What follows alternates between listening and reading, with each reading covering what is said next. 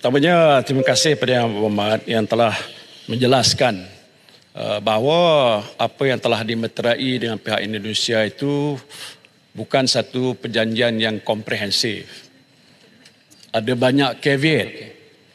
Maknanya, ia bersetuju atas perkara-perkara yang mungkin boleh bersetuju. Tapi banyak lagi perkara yang tak lagi diselesaikan. Macam contoh tadi, sama ada soal yang berkaitan dengan sempadan di mana melibatkan negeri Johor, negeri saya lah, ataupun di Sabah. Ini perkara-perkara yang dianggap penting. Selain daripada itu yang berkaitan Pulau Sebatik ataupun dengan soal Ambalat. Ini kes-kes yang telah pun selama ini menjadi isu ataupun dispute. Jadi sebab itu saya nak minta jaminan daripada Yang Berhormat Perdana Menteri bahawa bila mana nak diselesaikan nanti, pasal banyak lagi rundingan akan diadakan, boleh tak dijamin supaya apa yang dikatakan tuntutan hak Malaysia itu tidak kita kompromi langsung. Dan kalau begitu, apakah dengan pihak kita berkata begitu, pihak Indonesia akan mengikuti kehendak kita?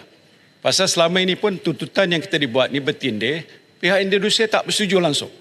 Walau 1 inci pun mereka tak berganjak untuk mempertahankan hak mereka. Kita kata itu hak kita dan kita tidak akan berganjak.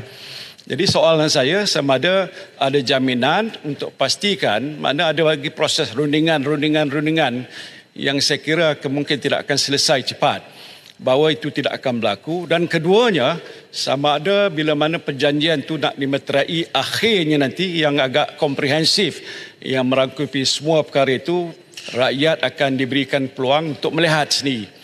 Sebenarnya apa yang telah pun dimeterai atau ditandatangani pada waktu itu, dia tidaklah mengkompromi kedaulatan negara kita. Itu soalan saya.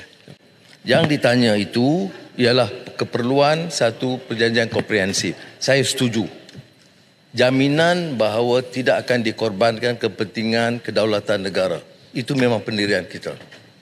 Apakah melibatkan negeri Johor? Setakat tidak ada kawasan yang melibatkan negeri Johor. Yang melibatkan hanya Sabah. Dan saya telah jawab tadi, soal Sabah ini bukan saja kerajaan persekutuan akan berunding dengan Indonesia untuk kawasan sempadan Sabah, termasuk sekitar Pulau Sebatik, itu akan melibatkan wakil dari kerajaan negeri Sabah. Itu sudah saya bagi perakuan. Jadi soal dia komprehensif, dia komprehensif settlement yang belum dimeterai hanya sebahagian kecil yang melibatkan sempadan Sabah, dan memang kita tidak dapat bersetuju. Bagaimana boleh kita teruskan kalau pengalaman kita dengan Thailand, kita akhirnya bersetuju win-win Joint Development Authority. Tapi Pulau Sebatik belum sampai ke situ. Itu kita kena bincang apakah wajar ditekankan setakat ini. Kita telah bawa pendirian kita, Indonesia jelas tuntutan kita, dan kita pun tahu tuntutan Indonesia, tapi kita tidak setuju. Jadi peringkat ini, itulah keadaan dia, dan soal kompromi tidak berbangkit. Presiden Jokowi, dia mewakili rakyat dan negara Indonesia. Saya mewakili rakyat dan negara Malaysia. Soal kedaulatan tidak boleh dikompromi atau dikorbankan. Jadi itu kita akan lakukan dengan sebaiknya. Cuma saya beritahu, dalam keadaan rundingan ini, sementara itu diteruskan, kita kata kita selesaikanlah yang kita setuju dulu. Yang kecil kita tak setuju, kita tangguhlah.